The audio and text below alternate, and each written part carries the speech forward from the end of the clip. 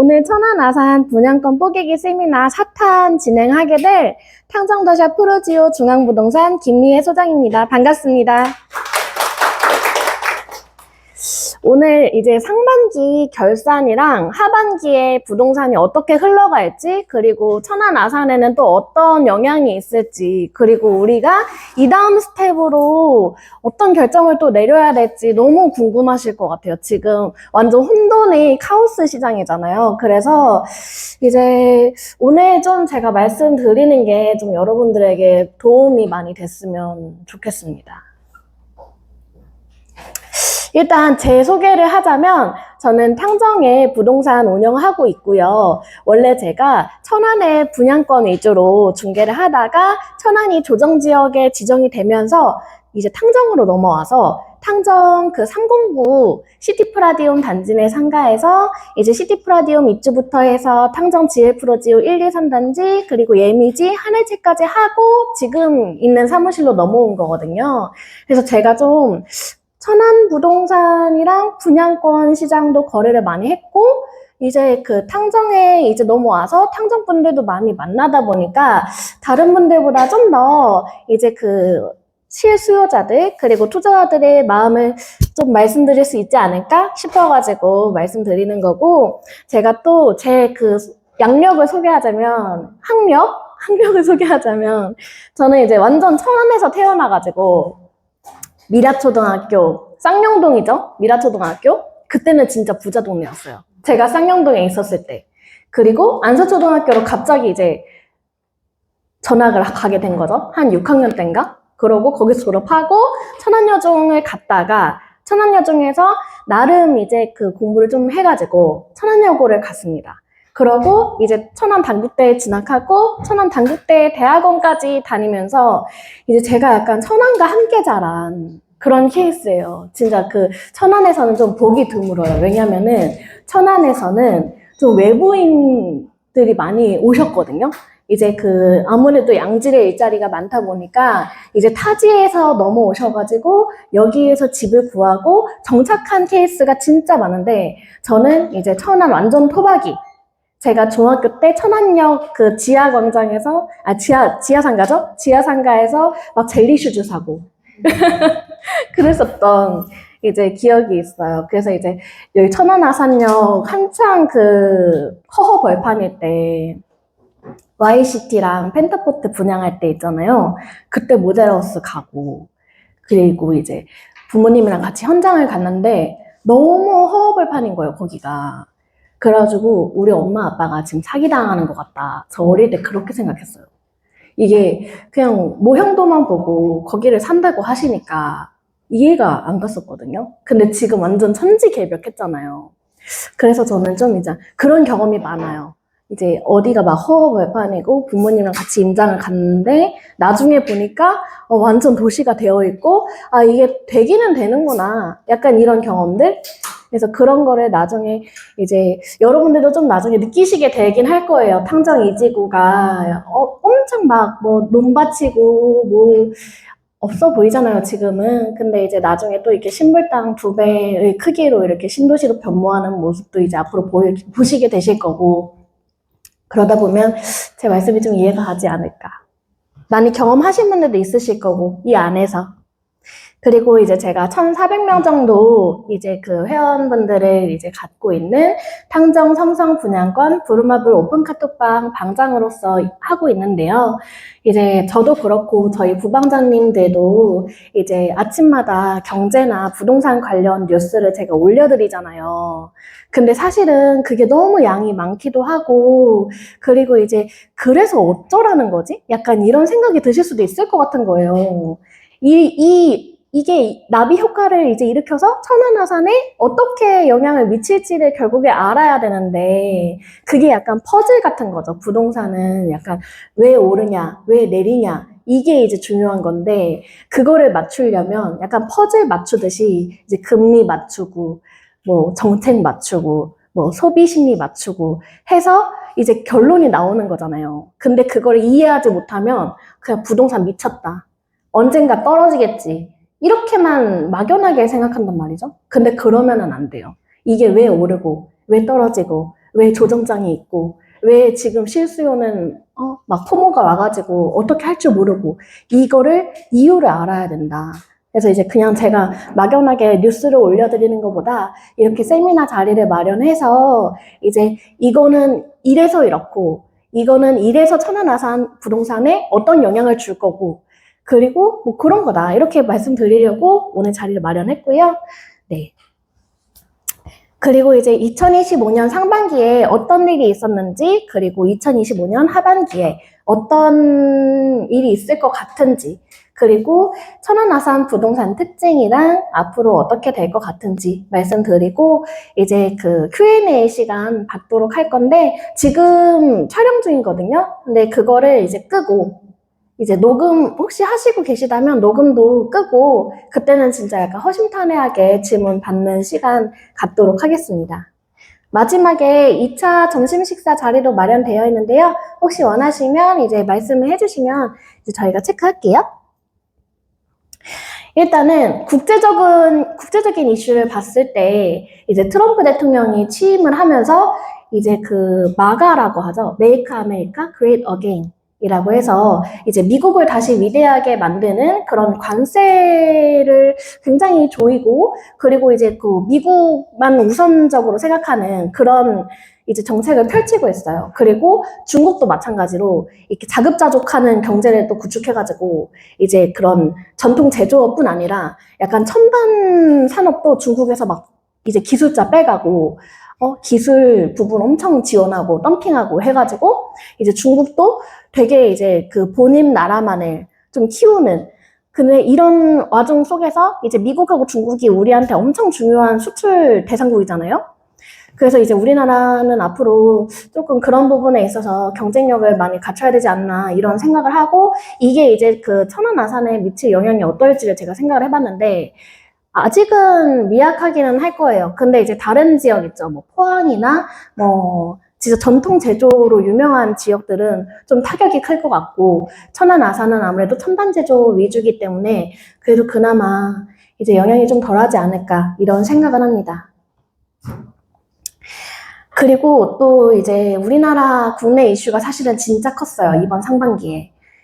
계엄령이 일단 연말에 있었고 그리고 다시 이제 그 탄핵을 하고 선거하고 하는 일들이 있었고 결국에 이제 더불어민주당 이재명 대통령이 당선이 된 거죠.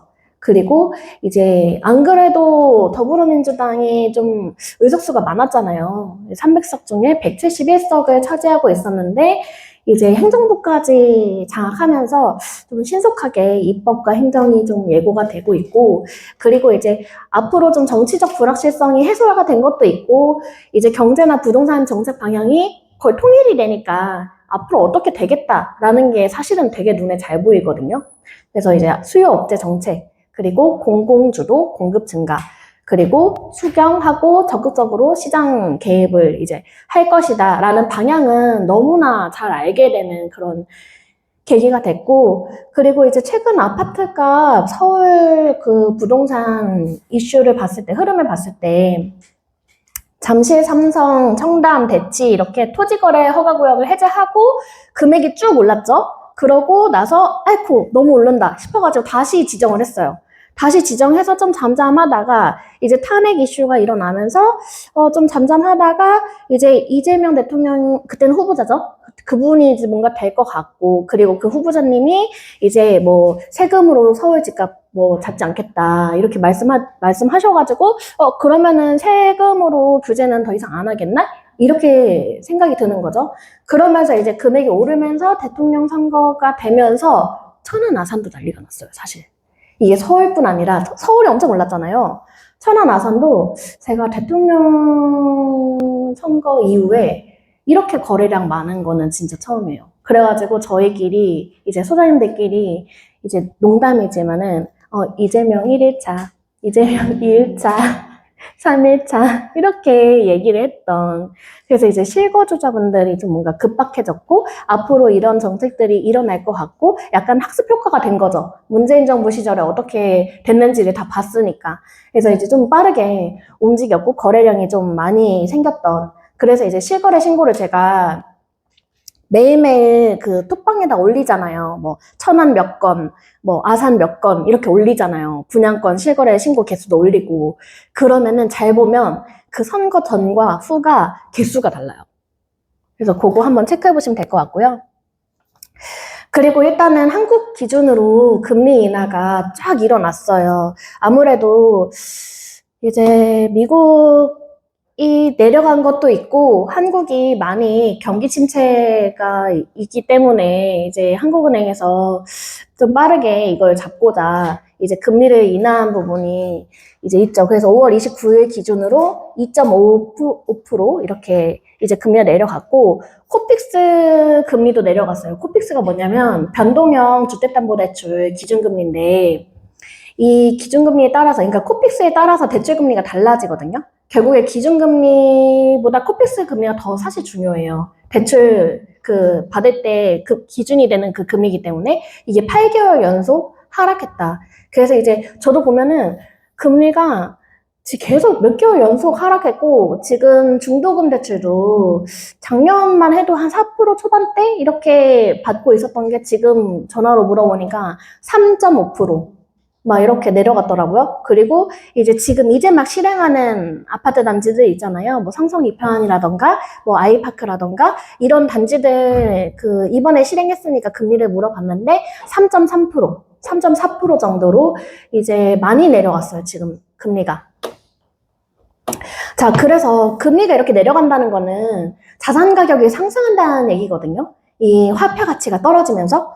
그래서 서울 아파트 값이 6년 9개월 만에 최대폭 상승했고 20주 연속 오르고 뭐 강남 2위 지역으로 확산이 되고 있었어요. 그동안에. 그래서 이제 뭐 성남 오르고 수원 오르고 동탄 오르고 했었던 이제 시기가 있었고 그리고 코스피도 3,100 이번에 돌파하면서 진짜 막 난리가 났죠. 사실 그 주식 하시는 분들은 지금 다 돈 벌어가지고 이 돈을 어디다 쓸까 이러면서 또 집 사야 되나 막 이렇게 생각하는 그런 와중에 사실 대출 규제가 어쨌든 시중 통화량도 이렇게 늘어나서 이제 자산을 사지 않으면 안 되겠다라는 사실 포모가 온다는 거는 어찌 보면 사실 당연해요. 뭐 부동산 오르지, 뭐 자산 가격 뭐 오르지, 뭐 금리 떨어지지, 통화량 올라가지 이러면은 누가 봐도 나와 있는 그 순번이잖아요. 그 와중에 스트레스 DSR이 7월 1일에 예정이 되어 있었고 이제 이것 때문에 그 CSU가 좀 미리미리 집을 산 그것도 있는데 이제 어쨌든 천안 아산 같은 경우엔 지방이니까 바로 적용이 되진 않고 연말부터 적용될 예정이었어요. 스트레스 DSR 3단계가. 그래서 이제 앞으로 뭐 금리 한도가 줄어든다. 그리고 이제 기준금리가 내려가더라도 스트레스 금리를 적용해서 더 더하기를 하기 때문에 기준금리가 내려가도 그렇게 내려간 것 같지 않게 느껴지는 게 이제 올 연말에 이제 시행이 될 예정입니다. 지방 같은 경우에. 그래서 이제 이런 식으로 매매 가격과 매매 그 거래량이 좀 왔다 갔다 했었어요. 그래서 이제 3단계를 적용을 앞두고 있었고요. 사실은 저는 3단계 적용하고 나서 이제 시장의 반응을 좀 본 다음에 정부가 좀 정책을 펼칠 거라고 생각했는데 그게 좀 급박했나 봐요. 그래서 어쨌든 제가 이거는 이 그 정책이 나오기 전에 만든 자료라서 이제 제가 뭐 예상이 된다. 부동산 정책이 아직 좀 명확하게 나오지 않았기 때문에 이렇게 이제 해놓은 건데 어쨌든 맞추긴 했어요. 대출 규제.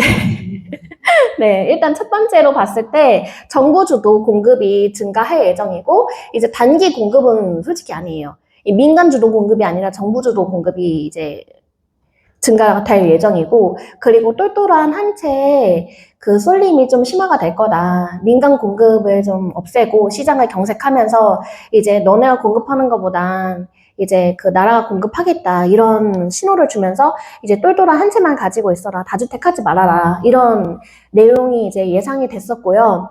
그리고 이제 세금으로 집값을 잡지 않겠다라는 내용은 이제 대출 규제나 규제 지역 확대 가능성도 있고 임대차 3법 강화 가능성이 있어가지고 이제 제가 이렇게 해놨는데 이제 요런 결론이 나와버렸어요. 어제 이제 6월 27일 가계대출 관리 방안이 이제 발표가 되면서 여기서 나오는 비규제 지역은 수도권의 비규제 지역이에요. 이 천안 아산은 이제 해당이 안 돼요. 그래서 이제 그 수도권이나 뭐 경기 인천이죠. 경기 인천 서울 다주택자는 아예 그냥 LTV가 안 나온다. 빵원 대출이 이제 빵원이 나온다. 그렇게 이제 바뀌었고, 그리고 이제 주택담보대출 최대 한도가 뭐 주택 가격이 뭐 20억이든 30억이든 대출을 6억만 해주겠다는 얘기예요. 그래서 이제 현금 부자가 아니면 진짜 집을 사지 못하는 상황이 됐고, 아니면 아예 갈아타기. 뭐 예를 들어 내가 15억짜리 주택을 가지고 있었는데 뭐 한 18억짜리로 넘어갈 수는 있겠죠? 왜냐면 내 거 팔고 내가 모은 돈 더해가지고 가면 되니까. 이제 그런 분들은 사실 영향이 없고, 내가 진짜 처음 집을 사는데 대출을 막 연끌해야 된다. 이런 분들은 앞으로 막히게 된 거죠, 사실은. 그리고 이제 생활안정자금 목적 주택담보대출이 이제 뭐 내려갔고요, 한도가. 그리고 사실 이게 중요한데요. 생애 최초 주택 구입 시 주택담보대출 할 때 이제 생초도 좀 줄였어요. 한도를 70%로. 원래 80%였는데. 그리고 전입신고 의무가 생겼죠. 그래서 6개월 이내에 전입을 해야 돼요. 그리고 대출 만기도 원래 30년, 40년 이렇게 됐었는데 30년으로 줄어들었고, 그리고 전세 대출 제한이 이제 생겼는데, 이게 뭐냐면은 만약에 내가 집을 샀어요. 이제 기존에 있는 전세이자 내보내고 만기 때 보통 집을 맞춰서 사면서 이제 새로운 전세이자 맞추잖아요. 그러면 그 새로운 전세이자가 전세 대출이 안 돼요. 이해가 가시나요? 네. 그래서 이제 그게 좀 많이 커졌고, 그럼 갭 투자를 더 이상 하지 말아라라는 얘기거든요. 근데 기존에 전세가 껴있으면 괜찮아요. 근데 전세를 새로 맞추는 게 좀 어려워졌다는 얘기예요. 그리고 전세 대출 보증 비율이 강화가 돼서 많이 내려갔고요. 신용대출 한도도 내려갔어요.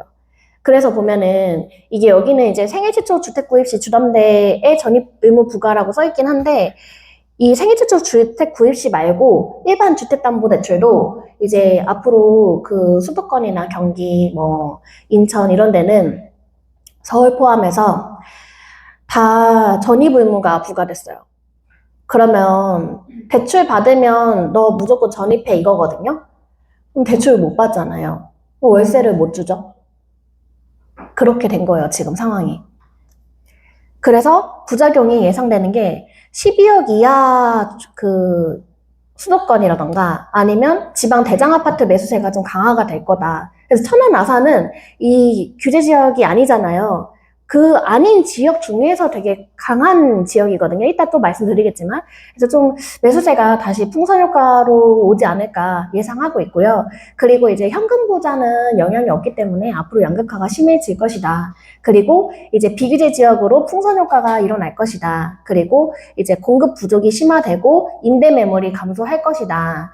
왜냐면 다 전입신고를 해버리니까 집주인이. 그리고 이제 소유권 이전 조건부 전세대출 금지로 인한 수도권 신축 아파트 전세 물량이 이제 좀 없어질 것이다. 왜냐면 분양권도 포함이거든요. 분양권도 이제 그 입주할 때 전세 맞춰서 잔금 치러야지 하는 것도 다 끊겼어요, 지금. 수도권 같은 경우에. 그래서 이제 그런 영향이 있지 않을까. 그래서 이제 그 오징어 게임 2에 그 나는 이 게임을 해봤어요. 막 밈이 막 유명했잖아요. 문재인 정부 시절에 우리 다 해봤던 것들이고, 사실 이런 규제들이 문재인 정부 시절에 천천히 나왔던 거를 이번에 한 번에 규제한 거거든요. 그래서 이게 시장에 어떤 영향을 줄지는 뭐 여러분들 다 아실 거라 생각합니다. 그래서 이제 저희도 어제 진짜 바빴어요. 부동산들도 엄청 바빴고, 이제 그 다른 부동산에서 실거래 하면 거래 완료를 누르면 저한테도 뜨거든요. 그런데 어제도 거래 완료가 진짜 많이 떴다. 그래서 이제 다들 눈치챘구나. 역시 빠르다. 이 생각이 들었고, 오늘도 지금 전화 왔죠. 매수 문의. 소장님이 받았지만 저 대신에. 자, 그래서 이 와중에 분양권이 아마 제일 좀 주목받는 부동산 상품이 될 거예요. 이유가 뭐냐면, 일단은 이번 규제가 영향이 없으면 임대차 3법도 건들 거거든요. 그러니까 이제 계약갱신 청구권 하는 그 횟수가 늘어날 수도 있고, 아니면은 지금은 2+2인데 뭐 3+3이라던가 아니면 아예 그냥 법제화로 2+2 이런 거 말고 다 4년 해버린다 라던가 어떻게 튈지 사실 몰라요. 그래서 이제 앞으로 좀 임차인에 맞춰야 되는 기축 아파트는 좀 환금성이 좀 떨어지지 않을까. 왜냐면 전세를 내가 맞춰버리면 전세입자가 살고 있는 동안에 매도를 할 때 내가 제 가격을 못 받잖아요. 실거주 가능한 물건만 좀 제 가격을 받을 수 있거든요. 그래서 그런 것들 생각하시면 될 것 같고, 그리고 일단은 신축에 대한 끊임없는 수요가 지금 계속 있고, 이제 얼죽신이라고 하잖아요. 얼어 죽어도 신축에 산다. 라는 이제 그런 트렌드가 있기 때문에 이제 분양권이 좀 제일 주목받지 않을까. 그리고 중도금 대출은 DSR 규제에도 포함이 안 되고, 이번 정책에도 포함이 안 돼요. 물론 이제 잔금으로 대출을 전환하면 그땐 포함이 되겠지만, 중도금 대출은 포함이 안 되거든요. 그러면 사람들이 어떻게 생각하겠어요? 그러면 나 무조건 분양권 사야겠다. 그러니까 살 수 있는 게 없어요, 분양권밖에. 그래서 이제 앞으로 분양권이 좀 핫한 시장이 원래도 핫했지만 지금은 더 핫해질 것이다.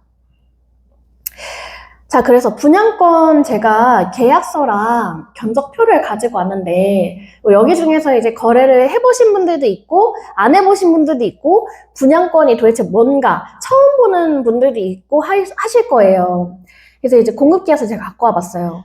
이걸 보는 방법을 알려드리려고. 일단은 여기에 동호수가 이렇게 써져 있고요. 더샵 탕정 인피니티 2차를 제가 이제 기준으로 갖고 와봤는데 84 B타입이고 여기 보면은 계약금이 1,000만 원이에요. 1차 계약금. 그리고 한 달 이내로 보통 2차 계약금을 납부합니다. 그러고서 이제 9월 20일부터 6월 28일부터 9월 20일까지는 한 3개월간 텀이 있거든요. 3개월 뒤부터 이제 중도금 대출 1회차가 시작이 돼요. 이제 중도금 대출 1회차를 받을 때 보통 6회차까지 한 번에 자설을 하고요. 한 번에 이렇게 사인을 해요. 그런 다음에 자동으로 이제 정산이 넘어가는 시스템이에요. 그리고 중도금 대출 1회차 실행할 때마다 한 보증료라고 하죠. 허그에서 이 중도금 대출을 보증해 주거든요. 그 보증료가 보험료예요. 한 회차별로 한 20만 원씩은 나가는 것 같아요. 한 회차별로. 그리고 대출 받을 때 대출 인지세 들어가죠. 그리고 대출 받을 때 서류 막 엄청 많죠. 그래서 보통은 중도금 대출을 한 번 시행하잖아요. 한 번 실행을 하잖아요. 매도인이. 그러면은 웬만하면 안 팔아요. 뭐 무슨 이슈가 없으면. 그래서 이제 보통은 중도금 대출 받기 전과 받기 후가 좀 시세가 나눠집니다. 이따가 또 설명드릴게요. 그리고 여기 밑에 보시면 이쪽에 인적사항이 나와요. 계약자, 당첨자분 인적사항. 그래서 이제 보통 이거 보고 이 동호수가 뭐 이분 거구나 이렇게 확인을 하고 저희가 계약을 합니다. 그리고 이거는 제가 이제 일단은 임의로 프리미엄도 설정하고 옵션도 설정하고 이제 해서 넣어놓은 거예요.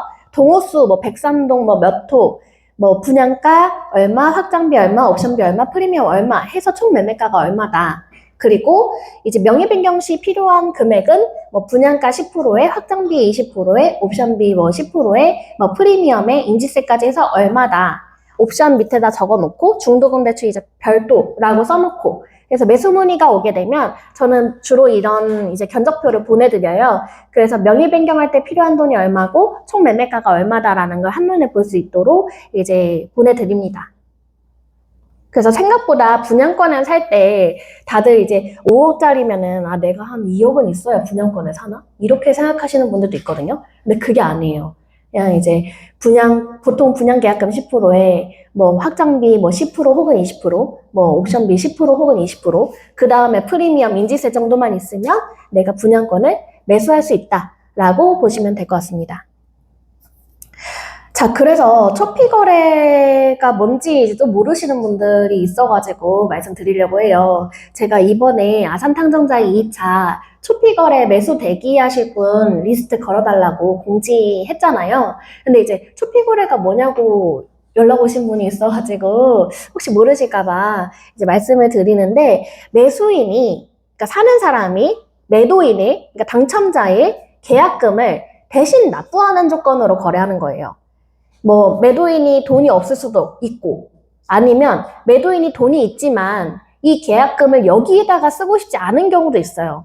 예를 들어 내가 성성이편한 뭐 몇 동 몇 호를 당첨됐는데 내가 봤을 때는 그렇게까지 동호수가 나이스하진 않아.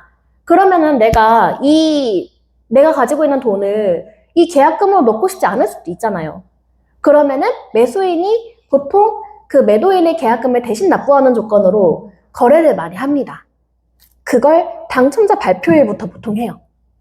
상성 2편한 케이스를 제가 가지고 왔는데 입주자 모집 공고가 2월 20일이었죠. 그리고 3월 12일에 당첨자 발표죠. 그리고 정당 계약일까지 보통은 초피 거래가 이루어져요. 그래서 이제 1차 계약금이 1,000만 원이었거든요. 3월 11일 밤 12시에 연락이 옵니다. 소장님, 동호수 뭐 당첨됐는데 팔아주세요. 그러면 이제 뭐 밤부터 거래가 될 수도 있고요. 뭐 그 다음날 아침부터 거래가 될 수도 있는 거예요. 그래서 이제 정당계약일에 1차 계약금 납부잖아요. 1차 계약금 납부하는 날까지 보통은 이제 초피 거래가 많이 되고, 이제 정당계약일 때 못 팔았으면 그냥 계약 포기도 하기도 하고 그렇습니다. 이번에 아산탕정자의 2차의 경우에 7월 10일인가요? 당첨자 발표일이? 그러면은 이제 뭐 7월 3일에 청약 신청하면 7월 10일에 당첨자 발표하잖아요. 그럼 이제 7월 10일부터 초피 거래가 이루어지는 거죠. 내가 동호수가 마음에 안 들거나 난 실거주할 생각이 없어. 그러면은 이제 매도를 이제 하시는 거죠. 계약금을 매수가 되는 조건으로. 그렇게 봤을 때 당첨자 발표일부터 금액이 보통은 로얄동 로얄층 기준으로는 올라가요. 이제 첫날에는 시세라는 게 없거든요. 그래서 이제 더 내 물건을 비싸게 팔 수도 있고 더 내 물건을 싸게 팔 수도 있어요. 보통은 내 물건이 로얄동 로얄층이라고 판단이 되면 첫날보다는 좀 늦게 파는 걸 추천드리고, 내가 봤을 때 조금 아쉽다 싶으면 차라리 첫날 파는 게 낫습니다. 그래서 이제 공급계약서 발행일까지 보통 올라가요. 금액이, 프리미엄이. 그런 다음에 이제 그 공급계약서 발행했잖아요. 그러면 매수인은, 사는 사람은 1차 계약금 1,000만 원이랑 프리미엄만 보통 내고 있는 상황이잖아요. 한 달 뒤에 2차 계약금 납부해야 되잖아요. 2차 계약금 납부할 때가 됐는데 이게 2차 계약금이 갑자기 뭐 본인이 생각했을 때 부담스러워진 거야. 아니면 시세가 떨어졌어. 난 2차 계약금 안 내고 싶어. 그러면은 싸게라도 팔 수도 있잖아요. 그래서 2차 계약금 납부할 때 보통 금액이 내려가요. 그런 다음에 중도금 대출 실행될 때까지도 금액이 좀 흔들릴 수 있습니다. 왜냐면 중도금 대출을 못 받는 분들이 생각보다 많아요. 예를 들어 내가 이제 생활안정자금 대출을 받았어요. 근데 보통 대출 받을 때 이제 생활안정자금 대출이 주택 추가 뭐 매수 특약 이런 거 있는지도 모르잖아요. 그냥 글씨 쬐끔해가지고, 아니면 그걸 까먹고 분양권을 사버린 거지. 그래서 중도금 대출이 안 나오는 거지. 아니면 분양권은 나는 이제 한 세대당 2건까지만 가능하거든요. 근데 1인당 2건으로 오해하시는 분들이 가끔 계세요. 그러면은 나 분양권 하나 있어가지고 하나 더 샀는데 알고 보니까 우리 엄마가 하나가 더 있었네? 이런 경우도 있고, 이제 그런 뭐라 그러지? 개인들의 사정에 의해서 금매가 하나 둘씩은 나와요. 로얄동 로얄층 빼고. 그러면 이제 그런 물건들이 내려오면서 피가 좀 내려오고요. 한번 중도금 대출 실행하면 제가 말씀드렸죠. 거의 뭐 그런 금액들도 있고 되게 번거로워지거든요. 중도금 대출 실행할 때. 그러고 나면 이제 더 이상 매도할 의사가 없는 분들이 많아져요. 왜냐면 한번 실행했으니까 더 이상 들어갈 돈이 없거든요. 매도인 입장에서는. 그러면 급하게 팔 이유가 없죠. 내가 내 사정이 생기지 않는 한. 그럼 이제 금액이 쭉 올라가면서 입주가 시작해요. 그럼 입주가 시작하면 이제 뭐 누군가는 전월세를 맞출 거고, 누군가는 뭐 매도를 할 거고, 안 되면 뭐 이제 금액을 내리기도 하고 할 테지만, 이제 보통 로얄동 로얄층보다는 좀 애매한 동호수들이 금액이 좀 흔들리고요. 그러고서 이제 입주가 끝나면 금액이 완전히 올라갑니다. 더 이상 다 누군가 살고 있기 때문에 전세 맞춰져 있거나 월세 맞춰져 있거나, 아니면 이미 등기 칠 때 취득세랑 중도금 대출 이자까지 다 냈잖아요. 매도인 입장에서 빨리 팔 이유가 없는 거죠. 내가 실거주를 하고 있다면. 그래서 이제 금액들이 보통 올라가는 현상을 보이고 있습니다. 그래서 분양권 거래가 어떻다, 그리고 초피 거래는 어떤 것이다 라고 말씀을 드렸고요. 그리고 천안 아산이 부동산이 좀 특징이 되게 큰데, 이제 우리 실제로 살고 있는 지역민들은 모르는 경우가 되게 많아요. 이 대한민국 내에서 천안 아산의 지위가 과연 어떨지. 이제 일단은 첨단 제조업이 좀 집적되어 있는 지역이라 고소득자가 되게 많아요. 예를 들어 뭐 반도체, 디스플레이, 통신, 그리고 자동차 부품 등등 이제 충남의 주요 수출 기지에다가 지역 총생산의 53%나 차지하고 있어요. 천안 아산이. 그리고 이제 뭐 R&D 집적지구에 이번에 자율주행 자동차 이슈 되게 많잖아요. 그래서 이제 미래 전략 산업 분야를 좀 육성하려고 하고 있고 정부가 그리고 이제 그걸 또 지원할 계획이 있습니다. 그래서 앞으로도 천안 아산은 좀 그렇게 미래 산업 위주로 갈 가능성이 굉장히 높고 이제 다른 지방에 비해서 좀 천안 아산이 위상이 되게 센 편이에요. 그리고 전국에서 10위 안에 드는 젊은 도시인데 평균 연령이 약 40세 정도 돼요. 그래서 이제 40세면은 사실 보통 요새 아무리 이제 그 결혼 시기가 한 30대 초중반 되다 하더라도 그때 아기를 낳으면 이제 초등학교를 가야 되는 나이거든요. 그러면은 아기가 초등학교 갈 때 되면 진짜 생각이 많아져요. 사람이. 왜냐면 이제 이 친구가 입학해가지고 친구도 사귀어야 되고, 뭐, 거기 가면은 이제 전학하기가 어렵거든요. 그럼 정착을 해야 돼요. 그럼 진짜 부동산에 대한 실수요자가 몰려있는 나이대가 40대인데, 특히 우리 천안 아산은 40대 초반이에요. 그래서 트렌드랑 브랜드에 좀 민감한 소비 성향을 가지고 있고, 다른 지역에 비해 신축에 대한 수요가 매우 강한 지역이다. 이렇게 보시면 될 것 같고요. 출산율도 전국은 0.75명인데 아산은 0.99명, 그리고 천안은 0.77명으로 이제 23년 기준으로 굉장히 출산율도 높은 편이고, 그리고 천안이 인구 이번에 70만 명 달성했죠. 그리고 아산 인구도 약 40만 명. 그래서 110만 명이 다 돼가요. 근데 작년에 제가 그 세미나 했을 때요, 100만 명이었거든요. 어떻게 1년 만에 이렇게 10만 명이? 도대체 어디서? 생각해보면 다른 지역에 비해 우리 지역이 좀 양질의 일자리가 많거든요. 그래서 그런 분들이 좀 많이 오지 않았나. 그래서 어제 모델하우스 투어 했을 때요, 부산 분이 오셨어요. 그래서 부산 분이 어떻게 여기까지 오셨냐 그랬더니 부산은 평균 연령이 50대래요. 그래서 애들이 없대요. 학원을 하시는 분인데 부산보다 여기 천안 아산이 훨씬 아이들이 많기 때문에 그 시장이 클 것 같아서 이사를 오시는 거더라고요. 그래서 그런 걸 봤을 때, 아, 천안 아산이 인구가 많아질 수밖에 없구나. 다른 지역을 보면은 알겠더라고요. 그리고 또 이제 그 와중에 입지 좋은 곳에 대규모 도시 개발이 계획이 되어 있어요. 그래서 이제 직주 근접이랑 인프라 개선으로 좀 시너지 효과를 낼 것 같고, 뭐 예를 들면 탕정 2지구가 있을 수 있고, 그리고 성성 도시개발 구역이 있을 수 있죠. 호수공원을 둘러싸고. 그래서 보시면 이제 천안 아산이 어떻게 될 것인가, 2040 아산 도시기본계획이거든요. 이 보면은 2040년까지 아산의 계획이에요. 뭐 북부, 동부, 서남, 중앙 이렇게 나뉘는데 우리 탕정 같은 경우에 동부에 속해요. 그래서 배방, 탕정, 음봉은 스마트 첨단 융합 산업 중심의 신성장 거점 조성. 너무 좋은 단어들을 다 나열했죠. 그래서 이제 계획 인구가 한 18만 명 정도가 더 늘어날 것으로 예상이 돼요. 근데 다른 생활권에 보면은 북부는 뭐 약 7만 명, 그리고 서남은 뭐, 네, 10,000명도 안 되고, 그리고 중앙도 이제 한 12만 명 정도? 뭐 그렇게 해가지고 이제 다른 생활권에 비해 이 동부 생활권, 배방, 탕정, 음봉은 굉장히 많은 그 인구 계획이 갖춰져 있고, 이러면 SOC라고 하죠. 그 도시 기반 사업 자체가 다 이쪽에 몰려 있다는 거예요. 그러면 앞으로 우리가 2040년까지 어디 지역으로 이동을 해야 될지는 사실 다 나와 있어요, 정답이. 그래서 이제 그거를 참고하고 이제 선택하시면 될 것 같고요. 천안도 마찬가지로 2035 도시기본계획인데요.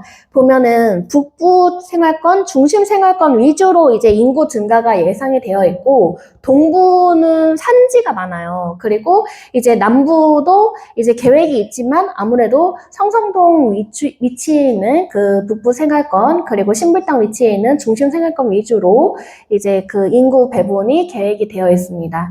그래서 이제 앞으로 이런 인프라 같은 것도 다 이쪽 위주로 이제 될 것이다. 그러면은 이제 이거 두 개를 합치면은 이 아산의 동부 쪽이랑 이 천안의 중부랑 이제 이 북부 쪽이랑 붙어서 이 가운데가 시너지가 나겠구나. 이렇게 보시면 돼요.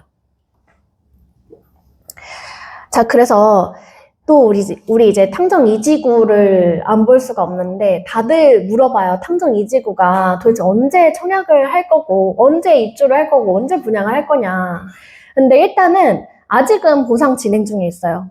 근데 이제 나름대로 좀 마무리가 느껴지고 있다라는 게 좀 생각이 드는 게, 이번에 그 혹시 류가본가 아세요? 류가본가라는 진짜 맛집이 있거든요. 그게 이제 여기 이지구에 속해 있는데 거기에 이전을 한다 하더라고요. 보상을 받아가지고. 그런 걸 보면 이제 좀 뭔가 영업 보상까지 시작을 했으니까 좀 보상이 마무리가 돼가고 있구나 라는 걸 좀 알 수 있겠더라고요. 그리고 이제 지금 분양하고 있는 동산 센트럴 시티 이렇게 이제 그 계획이 되어 있죠. 보면은 이 아산탕정지구 이쪽으로는 디스플레이가 바로 붙어 있고 이쪽으로는 신불당이 있잖아요. 신불당은 충남 1위 학원가인데 학원가 다 있고 이 신불당 1급지에 붙어 있는 이런 인프라 다 누릴 수 있는데 이 도로가 이렇게 개통될 예정이다. 그리고 이렇게 아산탕정 2지구랑 센트럴시티까지 신도시가 생길 예정이다. 라고 보시면 될 것 같고, 보시면 센트럴시티 2차, 아산탕정자 2차죠? 거기 모델하우스를 가보시면 여기에 회전교차로가 있어요. 모형도를 보시면요. 그러면은 이 모형도를 봤을 때 이 회전교차로가 제가 왜 있나 엄청 궁금했거든요. 교통량이 많지 않으면 여기 회전교차로를 해놓을 이유가 없거든요. 근데 이쪽으로 이렇게 삼성로로 붙을 계획이 있어요. 일단은 도로가. 그래서 이쪽으로 도로 날 계획이 있고, 그리고 이쪽으로는 일단 깃도로미가 이제 있지만은 어떻게 될지 모르고, 그리고 지금 이렇게 신물당으로 연결되고 있고, 이 밑이랑 여기도 이제 아파트가 새로 들어오지 않을까 하는 그런 움직임들이 조금씩 보이고 있어요. 그래서 이제 요 빈 땅들을 다 채우지 않을까 싶고, 그리고 요렇게 다 채우게 되면 진짜 시너지가 나겠다. 요새는 그 구축파트 신축은 많이 트렌드가 갔어요. 예전에는 구축파트 신축 하나면 투자하면 무조건 잘 된다 이런 얘기가 있었거든요. 근데 요새는 그렇지 않아요. 구축을 팔지 못해서 신축 가격을 끌어내리더라고요. 근데 신축이 모여있으면 그 안에서 이동을 하더라고요. 몇 년 차 안 됐는데도 이제 뭐 예를 들어 성성 프루지오를 예를 들면 1차, 2차, 3차, 4차 이렇게 있잖아요.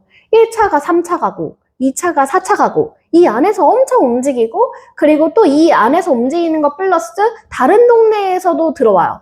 수요가. 그래서 이제 거래량이 되게 활발하더라고요.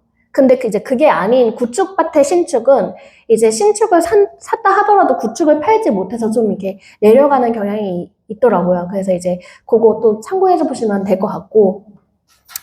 그리고 이제 여기 희망로 이번에 개통했잖아요. 그래서 요거 개통한 게 이지구랑 붙어 있다.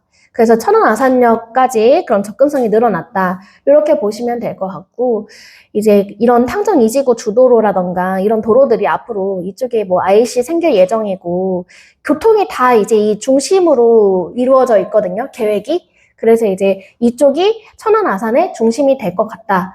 라고 생각하시면 될 것 같고, 여기 가운데에 있는 삼성이랑 연결되어 있는 이 라인이 이 탕정 이지구 내에서는 제일 핵심인 라인이에요.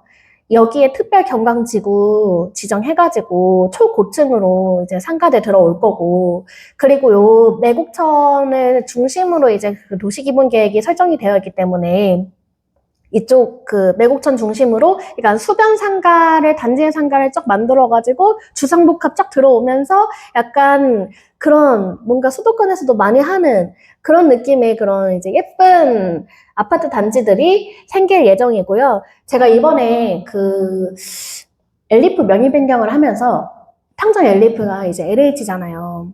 여쭤봤어요. 혹시 그 LH 직원한테 예상 분양가가 어떻게 돼요? 이렇게. 근데 이제 그 직원이 넌지시 말씀하시긴 하더라고요. 이게 앞으로 한 4, 5년 뒤에 분양을 할 예정이잖아요. 근데 지금 인건비 상승이 또 있을 거잖아요. 그리고 지금 최근에 분양한 분양가 상한제 단지가 뭐 금강 펜테리움이 있는데 409 같은 경우에 이제 409 금강 펜테리움이 분양가 상한제였어도 4억 8천이었잖아요. 그렇게 되면 아마 이 지구 분양가는 가격은 좀 많다. 오프 더 레코드 같습니다. from off the record로 하는 것으로. 네, 어쨌든 높을 것이다. 네, 여기까지 말씀드리도록 하겠습니다. 자, 그리고 성성호수공원 개발 계획안인데, 지금 이제 아이파크 1차부터 시작을 했죠. 5억 5천으로. 그리고 지금 현재 프리미엄이 좀 붙었고, 그리고 이제 성성 자이랑 그 다음에 성성 이편안이 했어요. 그래서 이제 성성 이편안 같은 경우에 호수공원 산책할 때마다 보이거든요. 천안 아산 사람들의 특징은 보이면은 그때 뭔가 약간 열광하는 스타일. 이제 좀 보여야 좀 움직이는 스타일. 근데 원래 성성 이편은 보였어요. 잘 보였어요. 그래서 그 다른 단지보다 좀 프리미엄의 증가 속도가 매우 빨랐고, 그리고 이제 아무래도 여기만 좀 유일하게 이제 그 산책로가 호수공원 산책로랑 연결되잖아요. 단지가. 그래서 그런 메리트도 있고 해서 이제 금액 속도가 매우 빨랐고, 그래서 이제 성성 이편한 호수뷰를 놓치신 분들은 사실은 올 연말에 할지 안 할지 모르겠지만 업성 이지구 엘리프를 많이 기다리고 있어요. 여기가 84 타입이 이제 거실 정면으로 호수뷰가 나오거든요. 여기 성성 이편안은 대형 평수를 그렇게 뺐어요. 대형 평수, 뭐 125 타입이라던가 113 타입이라던가 거실 정면으로 호수뷰 나오는 거는 이제 성성 이편은 없어요. 근데 성성 엘리프는 이제 있을 예정이고, 그 부성 5지구, 6지구는 내년에 아마 할 것 같은데, 여기도 거실 정면으로 호수뷰가 나와요. 남서양 쪽으로. 그래서 이제 그쪽으로 많이 대기를 하고 있어요. 그래서 이제 실수요자들은 좀 그걸 대기하고 있다라고 보시면 될 것 같고, 그리고 부성역이 29년에 개통을 할 예정인데요. 이번에 설계안이 확정이 됐더라고요. 어떻게 부성역이 이제 생길 건지 설계안이 확정됐고 행정 절차만 남았고 이제 착공 곧 들어가서 29년에 개통을 목표로 하고 있습니다. 그리고 이제 부대 1지구 아이파크죠. 아이파크 2차가 곧 분양을 할 예정이고 초등학교 품어져 있고 부성 역세권으로서 아이파크 2차도 인기가 좀 많을 것으로 예상이 돼요. 분양가가 얼마가 될지 모르겠지만 그래서 이제 올해 하반기에 이런 두 단지, 엘리프라던가, 이제 아이파크 2차, 그리고 이제 아산 탕정자이 2차와 아산 탕정자이 3차가 올해 이번에 하반기에 좀 인기가 있을 만한 단지인 것 같아요. 천안 아산 아파트 입주 물량을 가지고 왔는데 25년에 비해 26년도가 입주가 좀 많아요. 그래서 이제 26년도에 입주하는 물건을 가지고 있으신 분들은 만약에 전월세를 주실 계획이 있으시다면 조금 여유 자금을 넉넉하게 이제 생각을 해주셔야 될 것 같고, 그래서 이제 26년에 벨코어 스위첸 모종동, 그리고 용화동 아산자이 그랜드파크 1, 2단지, 그리고 409 힐스자이, 그리고 모종동 블랑로체, 그리고 탕풀이, 탕정 더샵 1차, 그리고 배방 필하우스 리버시티, 뭐 이렇게 이제 있고요. 그리고 이제 27년도에는 26년도보단 적어요. 그래서 그거 참고하시면 될 것 같습니다. 천안은 26년도가 오히려 없어요. 그래서 제가 예상했을 때는 약간 천안에 입주 물량이 없기 때문에 아산으로 많은 인구가 좀 편입이 되지 않을까 싶은데, 그것도 이제 그 천안이랑 가까운 아산은 그게 되는데요. 이런 뭐 용화동이라던가 뭐 모정동이라던가 이런 데까지는 수요가 가지는 않을 것이기 때문에 그런 지역에 만약에 내가 분양권이나 뭘 갖고 있으시다면 전월세를 맞출 때 깊이 생각을 해보시고 이제 뭐 매도를 하시던 전월세 맞추던 하면 될 것 같고요. 천안 같은 경우에 25년도가 좀 많은 편이에요. 25년도는 거의 매달 입주장이나 마찬가지예요. 보통 입주장이라는 게 입주 시작 하고부터 2개월이거든요. 그래서 이제 그렇게 거의 매달 입주장이다. 천안은. 근데 26년도에 두 개밖에 없어요. 단지가. 용곡동 호반서밋 1차. 그리고 이제 그 천안역 쪽에 트루의 시그니처.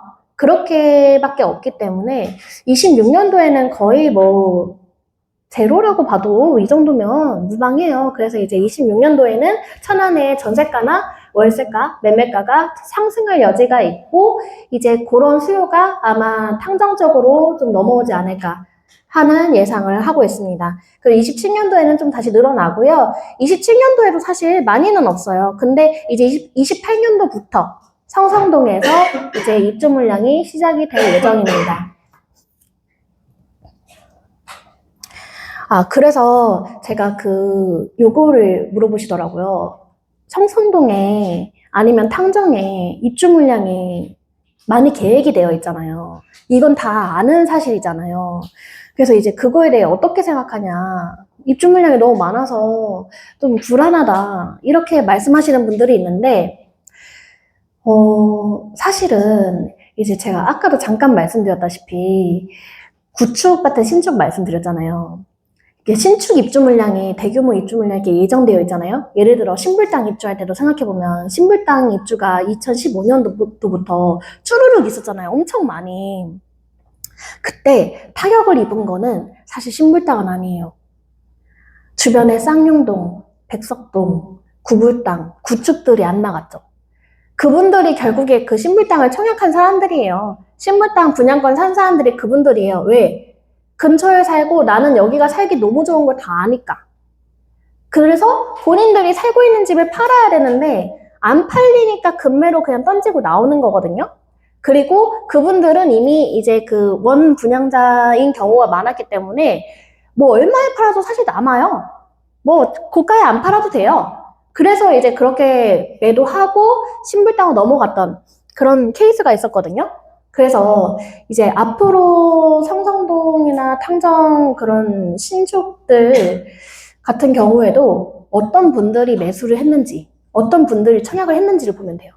그러면 앞으로 여기는 흔들리겠구나. 여기는 뭐 버티겠구나. 이게 나와요. 그래서 이제 선택을 하실 때 그거를 이제 감안하셔서 생각하시면 될 것 같습니다. 그래서 아산 탕정 자이 2차, 3차가 이제 하반기에 핫한 현장이 될 것 같고요. 여기가 이제 신물땅이잖아요. 투썸 있는 자리, 그리고 투썸 앞에 린스트라우스 쪽 있고, 그리고 여기 과산교가 26년도 8월에 이제 개통할 예정이고, 여기가 탕정 자이 2차고, 여기가 1차, 여기가 3차입니다. 육교는 이쪽으로 생길 예정이고요. 그래서 이제 직접 근접, 신불당과 직통 연결, 1군 브랜드 대단지, 농어촌 전용 가능하고, 또 신불당 학원가와 거의 한 2km? 5분 내에 가능합니다. 그래서 이제 보시면은 얼마나 가까운지 제가 영상을 보여드릴게요. 여기 건물이 신불당 투썸이에요. 이 대로가 과선교가 연결이 되는 거고요. 그리고 여기는 경부 고속철도여가지고 지대보다 좀 낮아요, 고속철도가. 그래서 과선교가 생각보다 고가도로가 아니라 약간 완만한 형태의 도로가 될 것이고, 이 과선교에 그 보행자 도로랑 자전거 도로 다 설치할 예정이라고 하거든요. 그래서 그거 또 모델하우스에서 제가 확인한 부분이니까 그거 체크해 보시면 될 것 같고, 5분 내로 신불당에 들어갈 수 있기 때문에 아무래도 그 어머님들이 그 자녀들 픽업하는 데 있어서 굉장히 편해질 것 같아요. 그래서 보시면 신불당에 진입하시는 분들 애기들 연령대 보면은요, 거의 초등학교 고학년이 많거든요. 이제 중학교, 고등학교를 들어가야 되는 나이. 왜냐면은 이제 보통 그때쯤 되면은 이 친구를 좀 학원에 좀 많이 막 보내가지고 좀 내가 투자를 해야 되겠다. 얘는 그 공부에 좀 소질이 있다라던가 아니면 이 친구는 좀 예체능에 소질이 있다라던가 그건 결과가 나와요. 한 초등학교 고학년쯤 되면. 그러면은 이제 어느 정도 공부를 한 뭐 10등, 15등 정도 한다. 그러면은 신불당으로 학원 보내고 싶어 하시고 막 20등, 30등 한다. 그러면 굳이 거기까지는 안 가려고 하시고. 근데 이제 그런 분들이 많은데 이제 거의 아산탕정자이는 약간 그런 분들이 좀 수요가 많지 않을까. 아무래도 초등학교가 이제 멀기는 하지만 1, 2차는. 근데 이제 어쨌든 뭐 초등학교 고학년까지만 돼도 뭐 걸어서 충분히 갈 수 있고 내가 뭐 얘가 뭐, 갑자기 공놀이 하다가 그런 것보다는 아무래도 이제 나이가 좀 있으니까. 그리고 농어촌이 가능하다니 하고, 그리고 농어촌 가능한데 학원이랑 가까우니까 그게 좋은 거죠. 어쨌든 간에 신물당에서 성성동이나 탕정까지 픽업하는 것도 이제 그 출퇴근 시간 걸리면 엄청 오래 걸리거든요. 왕복 진짜 1시간 걸려요. 차 꽉 막히면. 그래서 그런 거를 좀 해소할 수 있는 지역이 신도시가 생기지 않을까 하고요. 이제 성성 아이파크 2차랑 엘리프가 이제 예정이 되어 있는데 요것도 제가 드론 영상을 가지고 왔어요.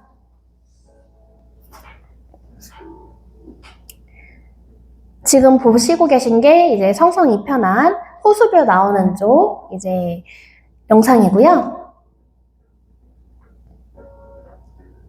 호수공원을 둘러싸고 이렇게 신축 아파트 브랜드 대단지들이 이제 생기는 것도 천안 아산에선 진짜 처음이어가지고 그리고 또 역이 생기잖아요. 부성역. 부정역도 되게 이용자 많은데 부성역까지 생기면 진짜 인기가 엄청 많을 것 같고 엘리프 같은 경우도 호수뷰가 너무 예쁠 것 같아요. 그래서 이제 엘리프 84 타입으로 호수뷰 나오는 거 엄청 인기가 많을 것 같고 여기 하나로마트 주변으로 아이파크가 1, 2, 3, 4, 5, 6차 쭉 들어오잖아요.